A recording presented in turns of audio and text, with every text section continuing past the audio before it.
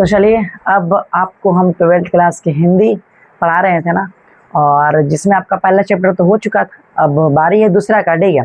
और काव्य जो है ना, काव्यखंड आपको हम पढ़ा रहे थे, ठीक है ना। और दूसरा चैप्टर चलिए अब स्टार्ट करते हैं। और सब्जेक्टिव क्वेश्चन स्टार्ट करने से पहले आपको पता है कि हम लेखक परिचय के बारे में सबसे पहले आपको बताते हैं। पूछेगा क्यों? तो क्योंकि लेखक परिचय से जो है ना ऑब्जेक्टिव क्वेश्चन आपके एग्जाम में पूछा जाता है। तो चलिए अब हम क्लास को स्टार्ट करते हैं। चलिए, दूसरा चैप्टर आपका पद है जो कि सूरदास के द्वारा लिखा गया है ना। चलिए देखिए, सबसे पहले आपको हम लेखक परिचय करवाते हैं, ध्यान दीजिएगा। देखिए, लेखक का जो नाम अगर हम बात करते हैं तो लेखक का नाम आपका सूरदास हो जाएगा, ठीक है। अच्छा, आगे ध्यान दीजिएगा। जन्म की बात करते हैं 1478 में हुआ था। मृत्यु की बात करते हैं तो 1583 में इनका मृत्यु हुआ था, आप याद रखिएगा।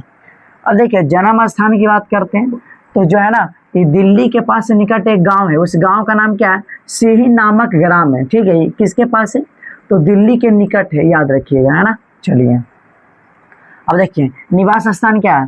जैसे मान लिया जाए बहुत लोग जन्म लेते हैं गांव में और जो है ना उसके बाद रहते हैं शहर में, या तो कर रहते हैं गांव में, ठीक है ना। तो उसी प्रकार से जन्म तो हुआ था यहाँ पे, लेकिन रहते थे कहाँ? तो याद रखिएगा, वज्र क्षेत्र में, जो है ना वज्र क्षेत्र में क्रमशः कहाँ रहते थे? वृंदावन में रहते थे, और कहाँ? पारसोली ग्राम में रहते थे। कभी कभी यहाँ भी रहते थे और कभी कभी जो है ना यहाँ भी रहते थे। ये जो है ना वज्र क्षेत्र में रहते हैं ना, याद रखिएगा।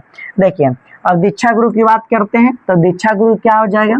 महाप्रभु वल्लभाचार्य, याद रखिएगा। उसके बाद दीक्षा काल की बात करते हैं तो 1509 से 1510, है ना, एक साल ही लिए थे। चलिए अगला ध्यान दीजिएगा।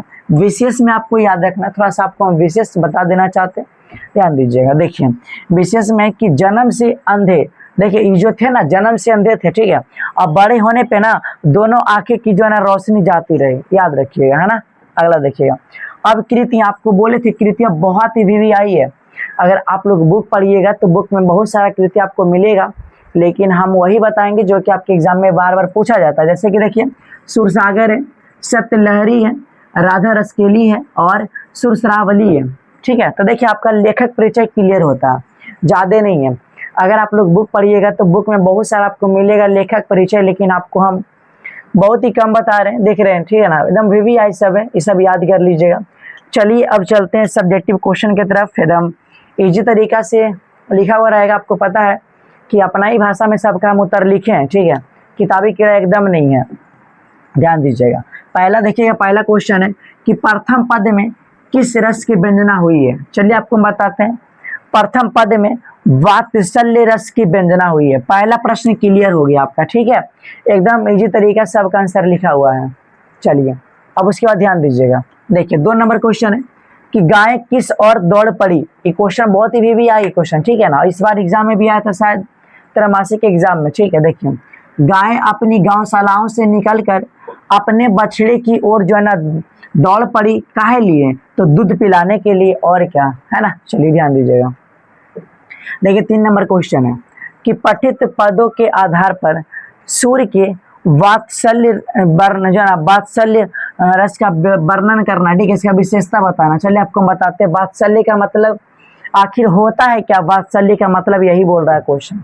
चलिए आपको हम समझाते हैं, ध्यान दीजिएगा। देखिए, पठित पदों के आधार पर सूर्य के वात्सल्य का यह वर्णन है कि वात्सल्य का मतलब होता है कि कोई भी व्यक्ति वात्सल्य रस को पढ़ता है ना, तो वह अपने दुख और समस्या को छोड़कर तो वह आनंद महसूस करता है। कहने का मतलब है, वात्सल्य का मतलब यह है कि अगर आपके ज़िंदगी में परेशानी है, दुख है, समस्या है, तो आप वात्सल्य रस को पढ़िए। अगर पढ़िएगा तो फिर आप कुछ समय के लिए जो है ना आप दुख समस्या से छुटकारा पा सकते हैं। वात्सल्य का मतलब वही होता है, ठीक है ना।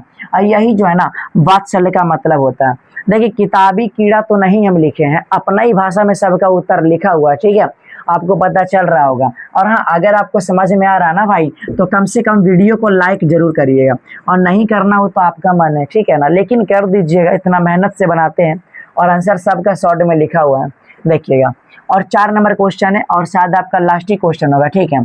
देखिए, कृष्ण खाते खाते क्या करते हैं? सिंपल है मेरे भाई, आप लोग कार्टून वगैरह या फिल्म देखे हुए, कृष्ण भगवान आधा खाते हैं, आधा गिरा देते हैं, और अपना जो है ना नंद बाबा के गोद में बैठे हुए हैं, माने अपने पिताजी के गोद में बैठे हुए हैं, उनको भी खिलाते हैं। ध्यान दीजिएगा।